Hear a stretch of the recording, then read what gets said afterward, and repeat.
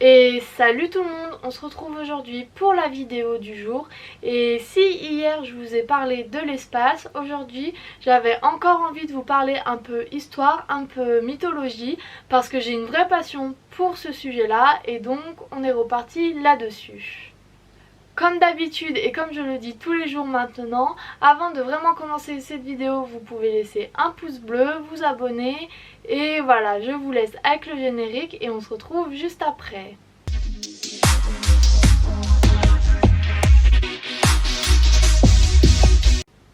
Aujourd'hui, le sujet que je voulais évoquer, c'est le sujet de l'Atlantide parce que c'est quelque chose qui me fascine vraiment, que je trouve hyper intéressant à connaître, à étudier. Donc voilà, on est parti sur l'Atlantide. Pour commencer cette vidéo, pour commencer à évoquer ce sujet, je voulais juste revenir un peu sur l'origine de ce mythe, l'origine de l'Atlantide. Alors l'Atlantide, c'est une île qui a été évoquée en tout premier par Platon dans plusieurs de ses écrits, dans 2 de ses écrits. Et d'après lui, cette île aurait été située au-delà des colonnes d'Hercule. Aujourd'hui, ce seraient des montagnes qui bordent le détroit de Gibraltar. Et cette île aurait été une île dévouée à Poséidon et dont la population aurait été une population supérieure, très développée. Et voilà. Et cette île, elle est connue dans l'imaginaire collectif par la manière dont elle aurait disparu, parce qu'elle aurait été submergée par un cataclysme, et d'après Platon, ça aurait été une punition de Zeus qui avait trouvé que le peuple se sentait trop supérieur, s'était perdu en cours de route, avait trop développé d'orgueil, et donc pour les punir, les aurait submergés d'un cataclysme, et voilà. Et c'est un sujet hyper intéressant à étudier parce que encore aujourd'hui elle fait beaucoup débat, parce que si pendant des années dans l'Antiquité ce sujet l'Atlantide ne présentait aucun intérêt pour les personnes de l'époque, à la Renaissance ça a vraiment pris un tournant important, parce que depuis la Renaissance on se pose la question de est-ce que cette île a existé ou est-ce que cette île n'a pas existé, et c'est toujours une question, et on le verra dans la vidéo, que c'est toujours une question qui se pose aujourd'hui, qui est encore actuelle pour certains scientifiques, et c'est cela moi que je trouve intéressant, c'est que oui, encore aujourd'hui on se pose la question de l'existence de l'Atlantide. Et pendant toutes ces années, il y a eu beaucoup d'explorations pour essayer d'identifier l'endroit où elle était, pour essayer de retrouver cette civilisation perdue. Et jusqu'à présent, on n'a pas retrouvé cela, mais la question se pose encore parce que oui, il y a eu des conférences dans notre siècle, il y a eu des conférences pour essayer de trouver une réponse, pour essayer de trancher sur la véracité de ce mythe. Parce que oui, la dernière conférence en date remonte à 2010, mais il y en a eu une aussi en 2008 et en 2005. Donc voilà, on pourrait penser que c'est un sujet daté ou qui n'a plus lieu d'être, mais en fait on se pose toujours la question de est-ce que c'est un vrai mythe ou est-ce que c'est un mythe inventé. Et oui, la conférence de 2005 notamment avait pour but de trancher, pour dire si oui ou non l'Atlantide existait. Et en fait on n'y est pas arrivé, tout simplement.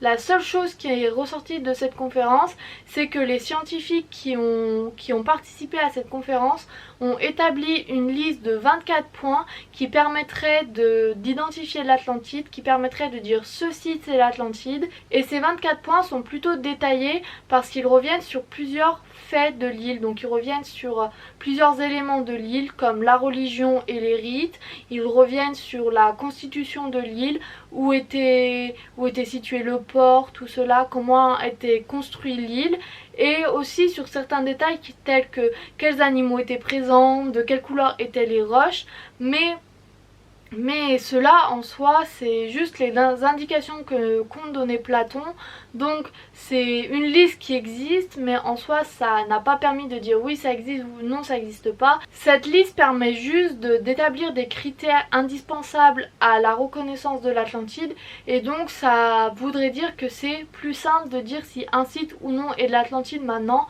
parce que si un site ne remplit pas un de ces 24 critères, ce n'est pas l'Atlantide. Mais en soi, ça ne nous aide pas à savoir si l'Atlantide existe ou non, mais ça montre qu'on se pose toujours la question.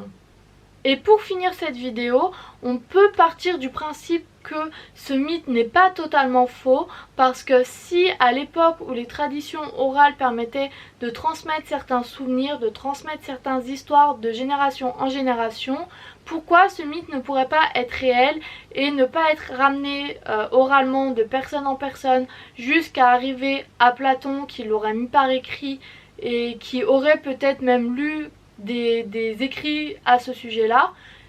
Mais voilà, peut-être que le mythe a existé. On peut partir aussi du postulat où ce mythe est partiellement réel. Parce que ça a été prouvé que le potentiel cataclysme qui a englouti l'île, qui a englouti l'Atlantide, est un fait qui aurait pu se passer parce que oui, on le voit aussi, les tsunamis, c'est des choses qui existent vraiment aujourd'hui et donc peut-être que oui, ça aurait pu arriver, ça aurait pu exister. Mais en soi, oui, c'est très compliqué de dire si l'Atlantide a vraiment existé ou pas parce qu'on n'a pas trouvé de traces.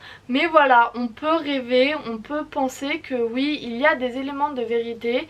Et par rapport à ça, en faisant des recherches, je suis tombée sur le mythe de la guerre de Troie parce que le mythe de la guerre de Troie, on a déterminé que oui, c'était un mythe, mais d'après certaines fouilles, d'après certaines recherches archéologiques, d'après certaines recherches, on peut penser que le mythe de la guerre de Troie a été basé sur des faits réels et donc pourquoi le mythe de l'Atlantide ne pourrait pas être basé sur des faits réels aussi et voilà. Comme je le disais en début de vidéo, c'est quelque chose qui est vraiment très intéressant parce que oui, en travaillant sur cette vidéo, je me suis aperçue qu'il y avait vraiment beaucoup d'hypothèses et beaucoup d'opinions différentes.